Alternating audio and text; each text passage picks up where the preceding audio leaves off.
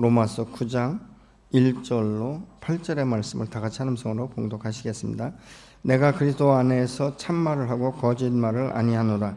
나에게 큰 근심이 있는 것과 마음에 그치지 않는 고통이 있는 것을 내 양심이 성령 안에서 나와 더불어 증언하노니, 나의 형제 곧 고륙의 친척을 위하여 내 자신이 저주를 받아 그리스도에게서 끊어질지라도 원하는 바로다.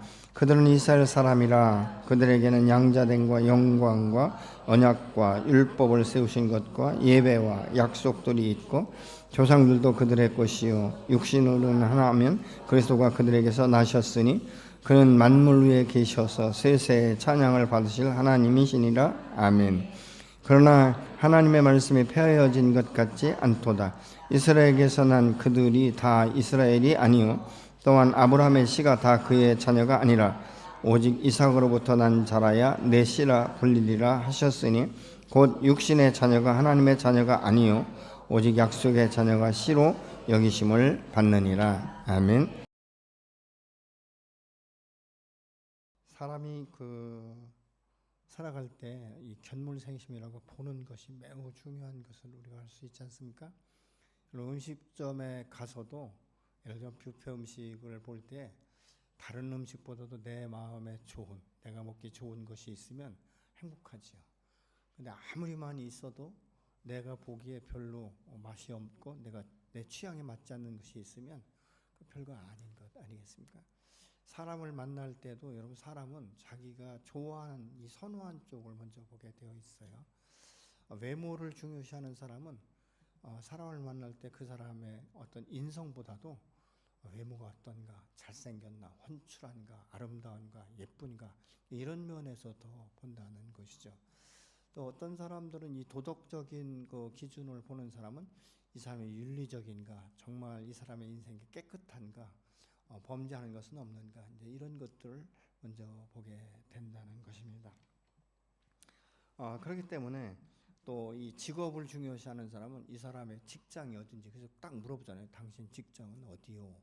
어떤 기업에 다니고 있어? 또 거기에 또 한술 더 뜨죠.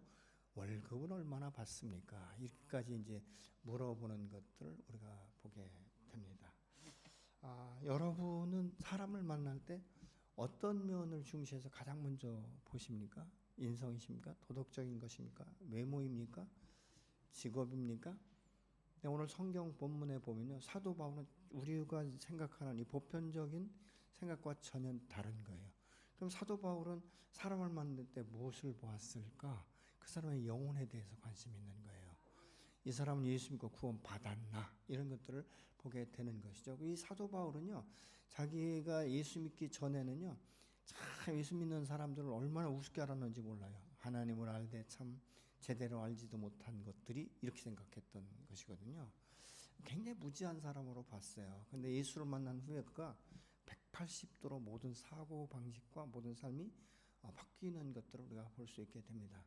사도 바울은 오늘 본문에서 이렇게 말합니다. 나는 예수 안에서 거듭났는데 내 동족들을 바라볼 때 마음이 너무 근심이 많고 참 고통이 된다, 이렇게 말하고 있어요. 여러분, 다른 사람이 구원 안 받았는데 내가 왜 고통이 돼요? 여러분 어떻게 생각하십니까? 여러분, 가족 구원에 이 역사가 일어나지 않으면 마음에 고통이 있습니까? 괴롭습니까? 어떻습니까? 괴로움과 고통이 있으면요, 적극적으로 우리는 전도할 수밖에 없는 거예요. 그런데 아직까지 그건 고통이 없는 거예요. 그러니까 오늘 못하면 내일 하고, 올해 못하면 내년에 하고, 이런 식으로 되다 보니까 뜨뜻미지근한, 그러니까 적극적인 전도가 이루어지지 않는 것들을 우리가 볼 수 있게 되는 것이죠.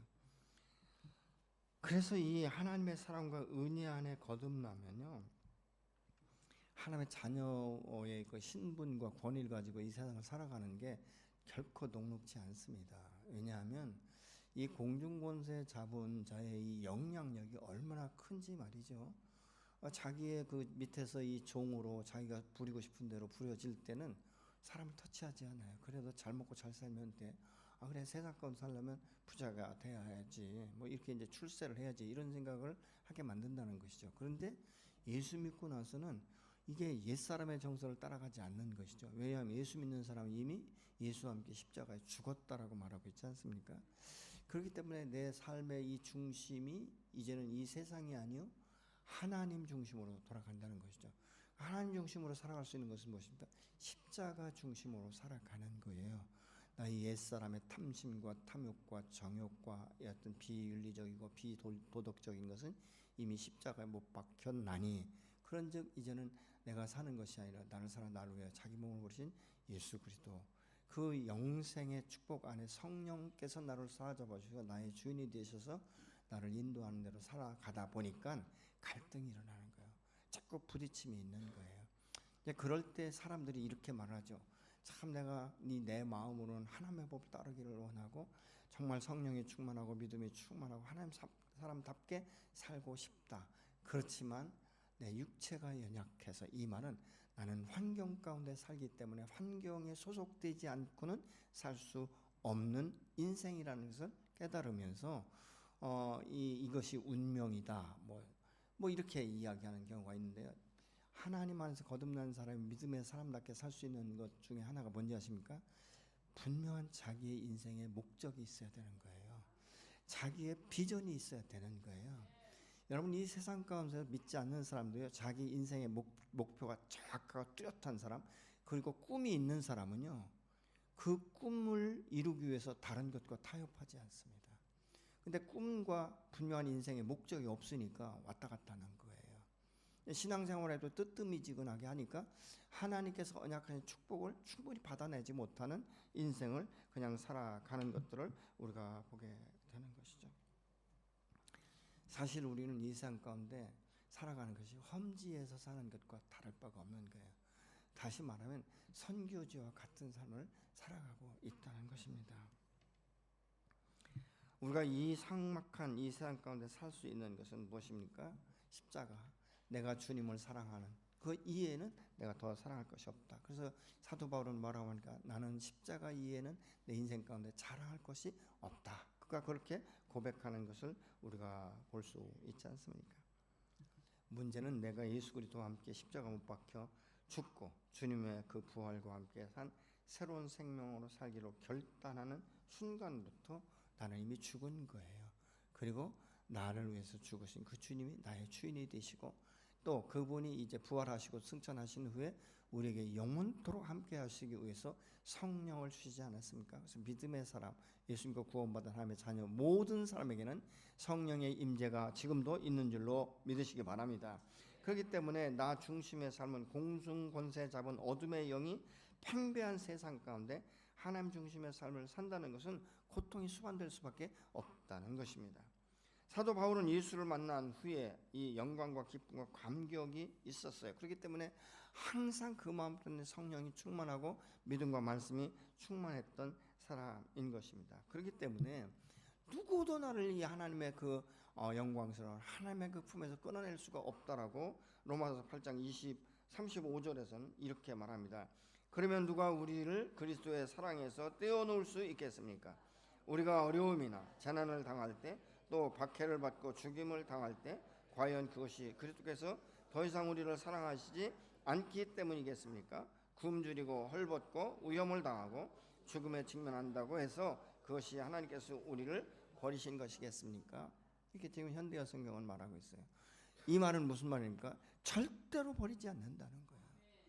하나님은 나를 세상 끝날까지 함께 하실 뿐만 아니라 영원토록 나를 붙들고 계시고, 나를 통해서 하나님의 영광, 하나님의 살아계심과 하나님의 전능하심이 무엇인지를 이 땅 가운데 드러내기를 원하시는 줄로 믿으시기 바랍니다.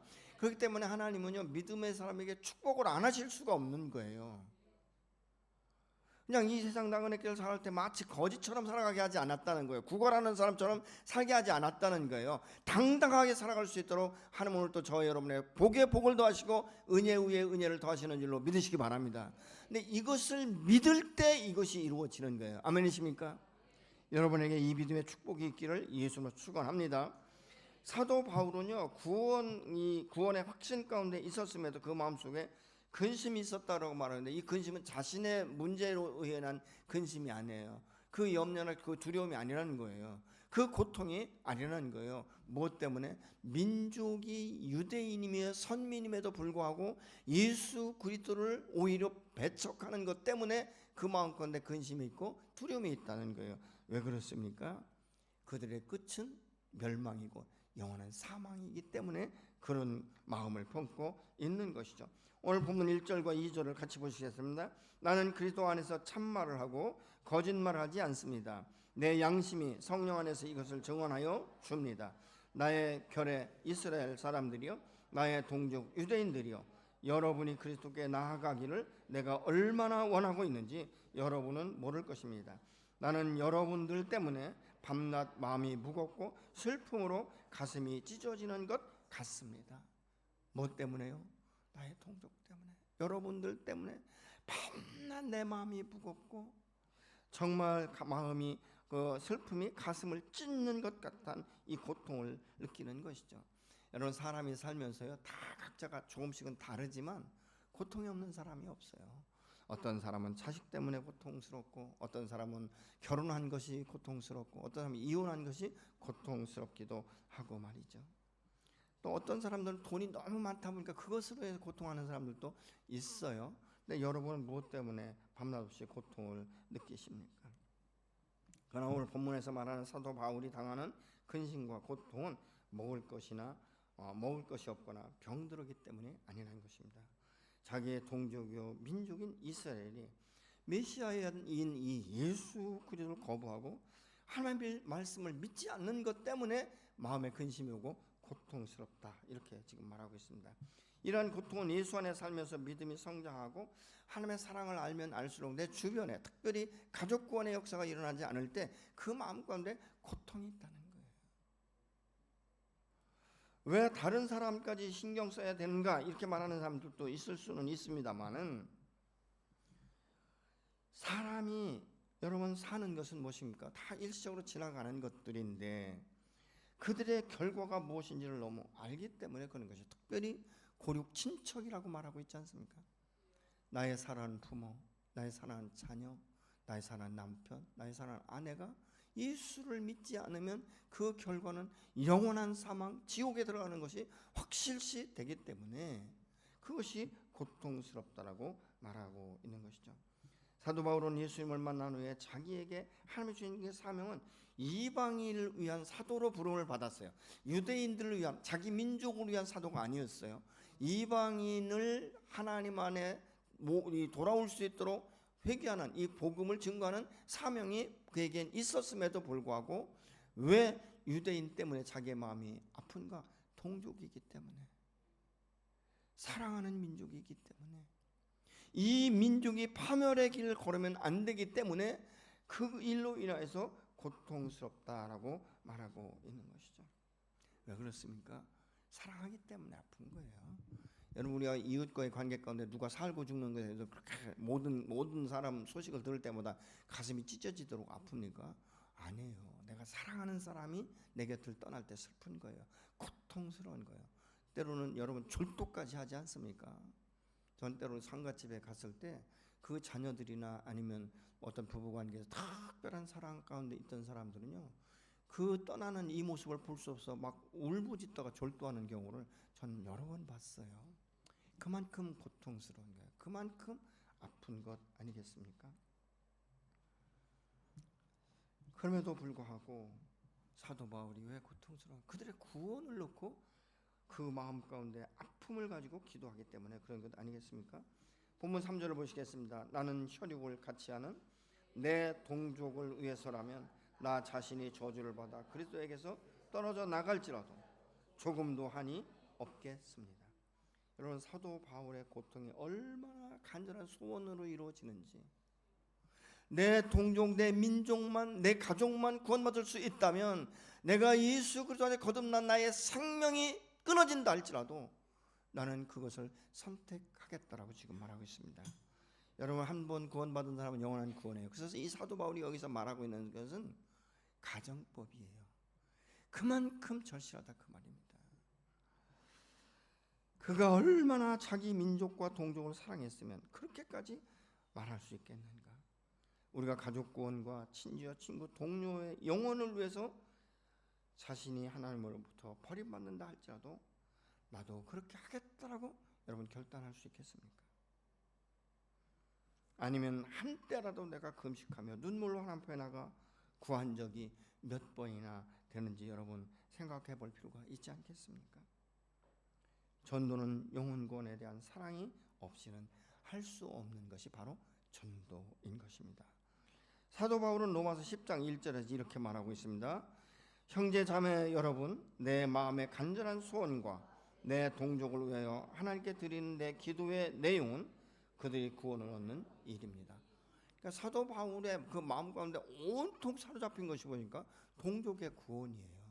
마음의 소원이 그거라는 거예요. 여러분 마음의 소원이 가족 구원의 역사가 있습니까? 여러분의 친구가, 여러분의 이웃이, 여러분의 직장의 동료가 구원받는 것이 여러분의 기도의 소원의 제목 중에 하나가 있습니까?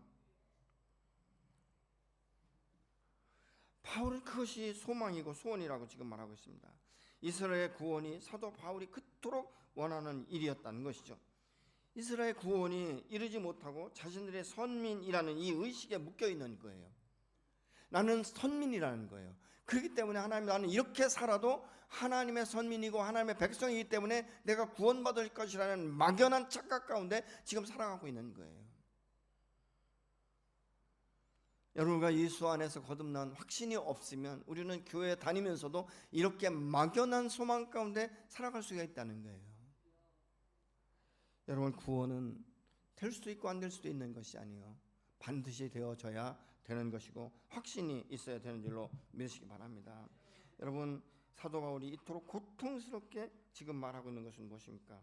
그들의 사후의 세계가 어떤지를 너무나 정확하게 알기 때문에 그런 거예요. 우리 잘 아는 대로 누가복음 16장 19절 이하에 보면 한 부자가 자기 집 앞에 거지 나사로를 조금도 긍휼히 여기는 마음이 없었어요. 얼마나 부자였으면 매일같이 잔치를 배설하는데 이 잔치를 여러분 혼자 합니까? 주변의 사람들을 불러 모았을 거예요. 먹고 마시고 즐기고 이렇게 사는 것이 매일이었다는 거예요. 그런데 어느 날 자기가 죽어서 보니까 너무너무 고통스러운데 자기 집 문 앞에서 이 구걸하던 정말 그 모든 몸이 다 헐어있던 이 나사로가 아브라함의 품에 안겨 있는 거예요. 그것을 보면서 이렇게 말을 합니다. 아브라함이요, 참 당신 품에 있는 나사로의 그 손끝에 물 한 방울만 적셔서 내 이 혀에 떨어뜨려 주시면 전신이 다 시원할 것 같습니다. 그렇게 좀 해주세요. 이렇게 말을 해요. 그때 아브라함은 이렇게 대답을 합니다. 누가복음 16장 25절의 말씀입니다. 그러나 아브라함이 말하였다. 얘야, 되돌아보아라. 내가 살아있을 동안에 너는 온갖 호사를 다 누렸지만 나사로는 온갖 괴로움을 다 겪었다. 그래서 지금 여기서 위로를 받고 너는 고통을 받는다.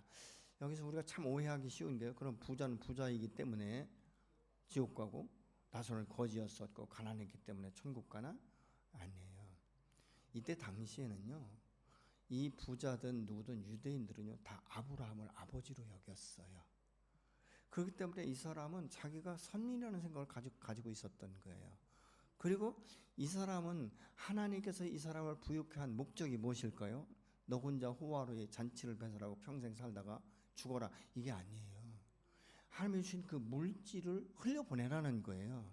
가난한 이웃을 해서 너의 마음과 긍휼히 여기는 마음을 가지고 있고, 또 예를 들면 우리가 오늘날 같으면 전도 사역에 그 물질을 흘려보내는 이런 목적이 있는 거예요. 여러분, 하나님은 사람에게 축복하실 때 목적 없이 축복하시는 법이 없어요. 분명한 목적이 있는 거예요. 하나님이 나를 오늘 이렇게 부유케 하신 것, 나를 건강케 하신 것은 무슨 이유일까? 나 혼자 잘 먹고 건강하게 모든 것을 누리며 살라고? 아니에요. 나의 이웃의 연약한 자를 돌보고 그들을 섬기고 그들과 함께 더불어 동역하는 삶을 살아가라고 하나님이 저와 여러분을 축복하시고 세우신 줄로 믿습니다. 여러분, 이것을 우리가 보면서 생각할 수 있는 것은, 그러면 나의 가족, 내가 가장 사랑하는 사람이라면 어떻게 할 것 같은가? 여러분, 예수 믿고 구원받은 모든 사람은 지옥 있는 거 다 기억하시죠? 가봐야 합니까? 중간지대가 있나요? 연옥이 있나요? 돈을 많이 내가 열심히 봉사하면 저 지옥에서 약간 올라오나요? 그런 거 없는 거예요. 성경은 분명해요. 천국과 지옥 둘 중 하나거든요. 자, 그렇다면 내가 오늘 내 가족 전도를 하지 않으면 그 영혼이 갈 곳은 뻔한 거예요. 근데 왜 우리가 조급함이 없는가? 여유 있게 생각하는 것입니다. 아직도 멀었다라고 생각하고 있는 것이죠. 그래서 우리가 이런 그 모습을 볼 때 그 구세군을 창설한 윌리엄 부스는 구원받지 않은 이 자신들의 이웃과 골육을 보면서도 무관심한 성도들을 위해서 기도할 때 이렇게 기도합니다. 하나님, 저 성도들의 눈을 열어서 지옥을 볼 수 있도록 도와주옵소서. 저들의 눈을 열어서 자기들의 형제와 고륙이 가야 될 그 지옥이 어떤 곳인지를 볼 수 있도록 눈을 열어달라고 윌리엄 부스는 기도했다는 거예요. 왜? 우리가 절박함이 없으니까 이것을 생각하지 않는 거예요. 하나님의 말씀은 한 점의 오차도 없기 때문에 그대로 이루어지는 줄로 믿으시기 바랍니다. 하나님의 말씀에 근거해서 보면 천국과 지옥은 확실히 있는 것이고 이것은 현실적인 거예요.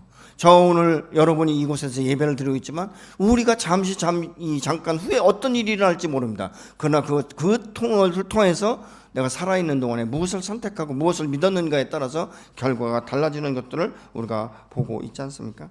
내가 가장 사랑하는 사람이 지옥에 가 있는 것을 본다면 아무도 좌시하지 않을 것입니다. 복음을 전하지 않을 사람은 아무도 없었을 것입니다. 우리의 인생은 잠시 왔다 가는 것이기 때문에 내가 살아있고 나의 사랑하는 사람이 살아있는 동안에 이 구원의 복음을 반드시 증거해야 되는 줄로 믿으시기 바랍니다. 그럼에도 불구하고 미루는 것은 무엇 때문입니까? 죽음의 순간이 아직도 먼 것 같아서, 아니면 마음이 내키지 않기 때문에, 게으름 때문에, 아니면 자기 합리화 때문에 그렇습니까? 우리가 예수 믿고 구원받은 이 사실은 그 확신이 있으면 여러분 가만히 있을 수가 없는 거예요. 우리가 전도할 때 상대방이 때로는 아주 무관심할 뿐만 아니라 아주 민망하게 만들 때도 있고요. 굉장히 공격적일 수가 있습니다. 그런데 놀라운 것은 무엇입니까? 내가 전한 이 복음이 그의 질병이나 그의 고통이나 어떤 사고나 위기 가운데 있을 때 이 복음이 생각이 나서 그때 그 사람이 내게 말했던 예수, 그분이 누구인지를 내가 알고 싶다 해서 교회로 나오는 사람들이 있습니다. 그렇기 때문에 이 복음은 우리가 듣든지 안 듣든지 아무 때든지 내가 전할 수 있는 이 상황에서 전하는 것이 저와 여러분의 삶의 목적이 되어야 될 줄로 믿습니다. 사도 바울은 자신의 민족 이스라엘을 생각하며 고통을 느꼈던 이유 중에 하나가 선택받은 백성임에도 불구하고 복음 앞에 돌아오지 않는 것, 하나님의 말씀을 무시하는 것, 오히려 적대적으로 살아가는 이 의식을 바라보면서 너무너무 안타까웠던 거예요. 4절의 말씀을 읽었습니다. 같이 읽으시겠습니다. 내 동족은 이스라엘 백성입니다. 그들에게는 하나님의 자녀로서의 신분이 있고 하나님을 모시는 영광이 있고 하나님과 맺은 언약들이 있고 율법이 있고 예배가 있고 하나님의 약속들이 있습니다. 내 동족 이스라엘이라는 이 말씀은 하나님의 선민이라는 뜻이에요. 하나님께서 특별히 선택한 하나님의 은총을 받은 자라는 그런 뜻을 가지고 있습니다. 근데 그들이 하나님으로부터 받은 특권이 있어요. 그것이 무엇입니까? 첫 번째, 양자됨과 영광과 언약과 율법과 예배와 약속과 믿음의 조상들과 그들을 통해서 메시아가 나실 것에 대한 이 언약이 있었다는 것입니다. 하나님이 이스라엘과 맺은 이 언약의 첫 번째 아브라함과 맺었고 두 번째는 모세와 그리고 세 번째는 다윗과 맺었습니다. 특별히 다윗과 맺은 언약 중에 하나가 무엇입니까? 다윗의 자손을 통해서 구원자 메시아인 예수 그리스도가 이 땅 가운데 나실 것에 대한 언약을 한 것을 우리가 볼 수 있게 되는 것이죠.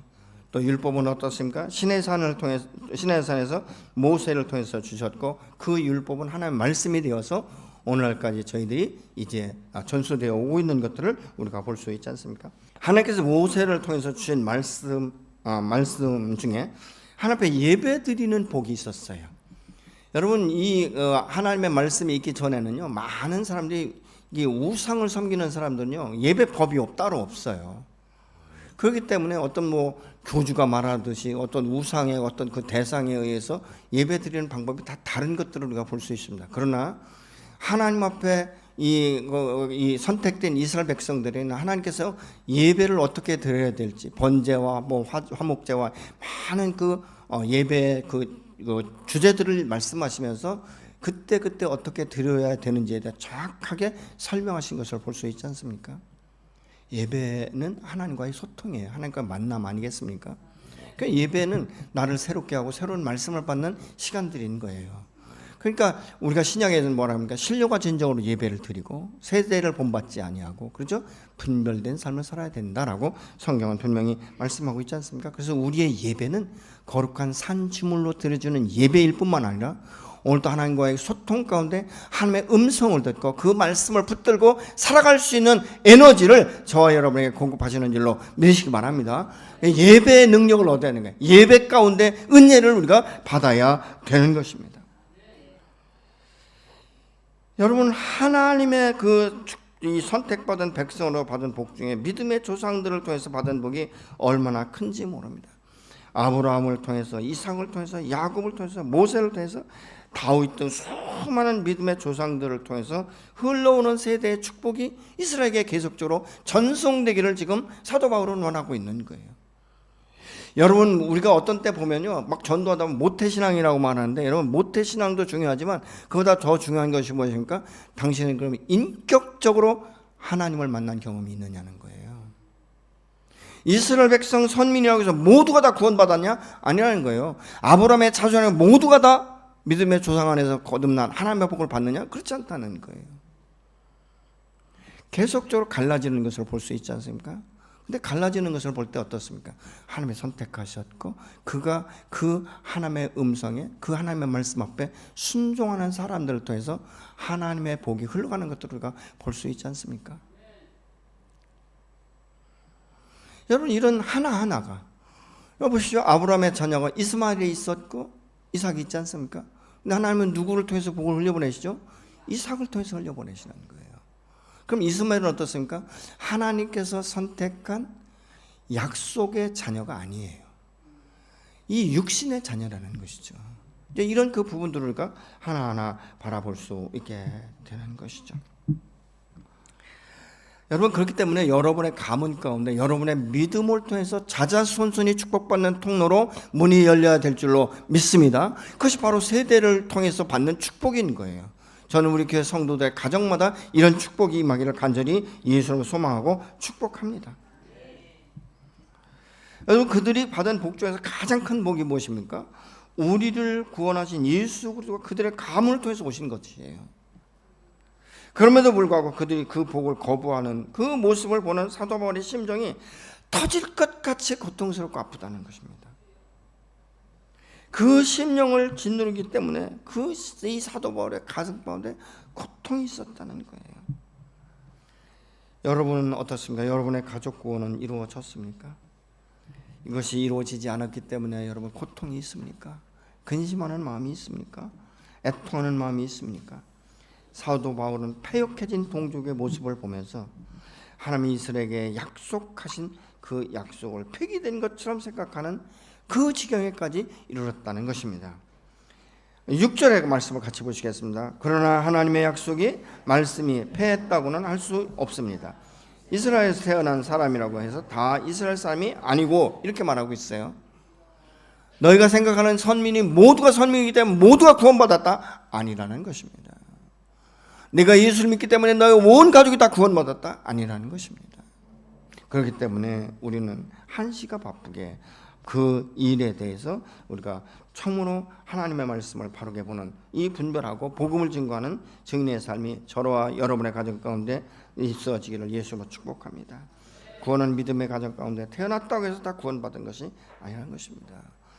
하나님이 택하신 이 목적과 사명을 주시기 위함인데, 그래서 이스라엘 선민에게는 목적이 있어요. 무엇입니까? 너희가 나의 영광을 나타내라는 거예요. 예수 믿는 사람, 하나님의 축복, 하나님의 선민이 어떻게 사는가를 보면서 하나님 당신의 영광을 드러내고 당신의 그 영광 앞에 모든 사람들이 돌아오기를, 이방 모든 민족이 돌아오기를 하나님을 원하셨던 거예요. 이와 같이 오늘날 예수 믿고 구원받은 여러분을 통해서 여러분의 가족 구원과 여러분의 주변 사람들이 모두가 하나님 앞에 나오기를 원해서 여러분을 먼저 선택하고 부르시고 세우신 줄로 믿으시기 바랍니다. 이 사명을 감당할 때 자신 안에 있는 하나님의 사랑과 은혜를 더 새롭게 경험하는 거예요. 저 같은 경우에도요, 전도를 해보니까 하나님의 사랑과 은혜가 얼마나 큰지, 나 같은 사람을 살리시니 하나님의 은혜가 얼마나 큰지 그것을 새롭게 깨닫게 되더라고요. 전도는 해도 되고 안 되는 것이 아니라 선택적인 것이 아니에요. 이건 반드시 해야 되는 것입니다. 그래서 사명이라고 말하고 있는 것이죠. 여러분, 복음 증거를 게을리하거나 이가 회피한다면 나는 아직도 주님의 사랑 가운데 큰 은혜 안에 있는가 다시 한번 체크해야 되는 것이죠. 이것은 무슨 의미하냐십니까? 아직도 나는 내 중심적인 삶을 살고 있구나. 십자가 중심, 하나님 중심은 무엇입니까? 내 이웃에게 부지런히 복음을 증거해서 그들이 회개하고 죽게 돌아오는 역사를 바라보면서 그들을 통해서 또 다른 영혼이 구원받는 이런 그 모습을 볼 때 행복한 거예요. 얼마나 기쁜지 모르겠습니다. 천국에 가면 하늘의 별과 같이 빛나리라고 말씀하고 있지 않습니까? 천국에 가는데 내 뒤에 아무도 없어요. 나만 구원받은 거예요. 그러면 얼마나 부끄럽겠습니까? 저는 여러분의 그 뒤를 볼 때 수많은 사람들이 줄 서서 내가 이분 때문에 예수를 믿게 되었다라고 고백하는 역사가 있어지기를 예수로 축원합니다. 여러분, 예수 믿고 구원받은 후에 몇 사람에게 복음을 증거한 것 같습니까? 여러분이 복음을 증거한 사람 가운데 몇 사람이 지금 예수 믿는 것 같습니까? 복음은요, 어떻게 보면 피라미드 같아요. 내가 한 사람이 증거하다 보면 이게 계속적으로 넓어집니다. 광폭적으로 넓어지는 거예요. 이것이 하나님의 사람들이 바로 해야 될 것 아니겠습니까? 참 저는 인생이 허망하다는 것을 이번에 우리 이 목사를 통해서 다시 한번 경험했어요.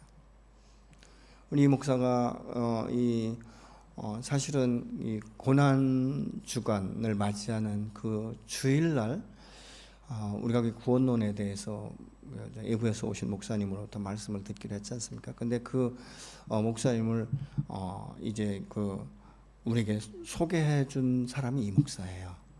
그래서 우리 사모가 전화를 했어요. 이 목사님, 일부 예배 끝나고 나면 조 교수님이 있는데 같이 좀 이야기할 수 있는 시간을 가질 수 있도록 좀 일찍 나왔으면 좋겠다. 그랬더니 목사님이, 사모님, 저 지금 일어나지 못하고 있어요. 뒷목이 너무 뻣뻣하고 너무 힘들어요. 그래서 못 나왔어요. 그날부터 저에게는 굉장한 비상의 그 마음이 들었죠. 얼마나 많이 수시로 전화를 하고 때로 한편에 눈물로 기도하고. 근데 제가 첫 번째 들었던 느낌이 뭐냐면 이게 뇌출혈 같다라는 생각을 했어요. 그러면서 기도할 때 하나님 이 출혈이 멈추고 회복될 수 있도록 해달라고 기도를 했습니다. 그런데 하루가 다르게 조금씩 나아지더라고요. 그래도 못 믿어서 이제 빨리 큰 병원 가라. 충대에서 받아주지 않고 성모병원에 받아줬어요. 성모병원에서 CT 찍고 MRI 찍고 조영술까지 촬영을 했어요. 세 가지를 다 하면 웬만하면 발견돼야 되지 않겠습니까? 결과가 뭔지 아십니까? 아무 이상이 없습니다. 여러분, 모든 사진을 찍을 만큼 찍었고 전문가가 판독하기를 이상이 없다고 말하면 우리는 어떻게 해야 됩니까? 돌아올 수밖에 없는 거예요. 근데 내 몸은 아픈 거예요. 여러분, 이것이 얼마나 사람 안에 고통을 주는지 아십니까? 의술적으로는 이상이 없다고 하는데 내 몸은 증상이 있는 거예요. 그러다가 이제 제가 지방에서 하는 그 일이 있기 때문에 이제 베트남에 갔는데 화요일 날 제가 얼마나 기뻤는지 모릅니다. 저희 아내하고 전화를 통화하면서 우리 이 목사가 이렇게 얘기했더라는 거예요. 사모님, 오늘은 좀 제가 몸을 움직일 수 있고 괜찮을 것 같아서 출근했어요. 여러분, 그 말이 얼마나 기뻤는지 아십니까? 이젠 됐는가 보다 이렇게 생각했어요. 그리고 사실은 이 목사가 이제 여기서는 안 되니까 서울로 가자 해갖고 서울에 있는 아주 큰 병원을 주일날 쭉 찾아보다가 예약을 한 것이 강남 성모병원에 목요일 9시에 검진받기로 한 거예요. 그래서 교회에서 데려다 준다고 그랬더니 자기가 아니 그거 아니고 수요일 날 자기 아들하고 먼저 하루 전에 가서 자고 목요일 아침에 일찍 병원에 가서 검진을 받겠다고 한 거예요. 그런데 어떻습니까? 그 수요일 새벽에 뇌출혈이 일어나지 않았습니까? 대전에 있는 그 5대 병원에서는 아무도 받아주지 않기 때문에 청주로 간 거예요. 그런데 그럼에도 불구하고 감사했던 것은 그 병원이 뇌혈관 전문 병원이었다는 것이 얼마나 감사한지 모릅니다. 그리고 이제 수술을 했는데 봉합을 못했다는 거예요. 그냥 그 피복만 봉합을 한 상태라고 말할 때 아무 생각 없었어요. 뭐 여행도 즐거운 것도 없고 항상 생각 가운데 아침이나 저녁이나 잘 때나 깰 때나 그 이목사에서 계속적으로 기도하고 어떻게 해야 될지 몰라 하던 그런 마음 가지고 있는데, 제가 들어왔을 때 왼쪽은 어느 정도 회복이 됐는데 오른쪽은 전혀 감각도 없고 아무런 반응이 없더라고 말할 때 여러분 참 많은 생각을 했어요. 이 상태에서 나오면 어디로 갈 것인가? 제 자식도 아니고 가족은 아니지만 이 목사가 어디로 갈 것인가? 시골에 있는 부모한테 갈 수도 없고 여기에 남아있는 아들들만 있는데 거기에 있을 수도 없고 뭐 별 생각이 다 드는 거예요. 그러니까 기도밖에 할 수가 없었죠. 어저께 오른손에 자극이 있고 회복이 되어지는 징조라고 말을 하고 오늘 그 관을 삽입했던 관을 뽑고 이러면서 얘기하는데 어제 처음으로 염증 수치를 가족에게 알려줬다는 거예요. 지금까지는 염증 수치를 가르쳐주지 않았대요. 근데 염증 수치를 가르쳐줬다는 것은 무엇입니까? 진전이 있다는 표현인 것이죠. 감사한 거예요. 그래서 이런 모습을 보면서 야, 사람이 살아있다는 것이 보장할 수 없는 것이구나. 나도 어느 날 밤에 어느 순간에 나도 쓰러질 수도 있다. 말 한마디 못하고 쓰러질 수도 있다는 거예요. 여러분 복음을 증거할 대상도 마찬가지입니다. 여러분의 부모, 여러분의 형제, 여러분의 자녀 언제 어떻게 될지 모릅니다. 출생은 순서가 있지만 죽음은 순서가 없어요. 그럼 언제 내가 어떻게 복음을 전해야 됩니까? 내가 살아있는 동안에 내가 말할 수 있을 때 상대방이 말을 알아들을 수 있을 때가 기회인 줄로 믿습니다. 그렇기 때문에 복음은 내가 오늘 현실적으로 전해야 되는 사명이 있는 줄로 믿으시기 바랍니다. 여러분 가족을 사랑하지 않는 사람은 아무도 없어요. 왼순이 대순이 해도 살아있어야 되는 거예요. 그를 위해서 살아있는 것만이 만족할 것이 아니라 복음을 전해서 함께 예배하고 함께 하나님을 사랑하고 함께 하나님의 영광을 나타낼 수 있는 가족 구성원이 된다면 그것보다 얼마나 즐겁겠습니까? 집에서 찬송가를 틀어도 태클을 거는 사람이 없고 오히려 그 찬송가를 더 크게 틀어달라고 말하는 이런 가정의 분위기에서 살아가야 되지 않겠습니까? 과연 나는 내 가족을 얼만큼 사랑하고 그들을 향해 얼만큼 금식하며 기도했는가? 나라와 민족을 위해서 내가 애통하는 마음이 있는가? 고통을 느낀 적이 있는가? 이런 것들을 생각하며 회개했습니다. 여러분 주변에는 어떻습니까?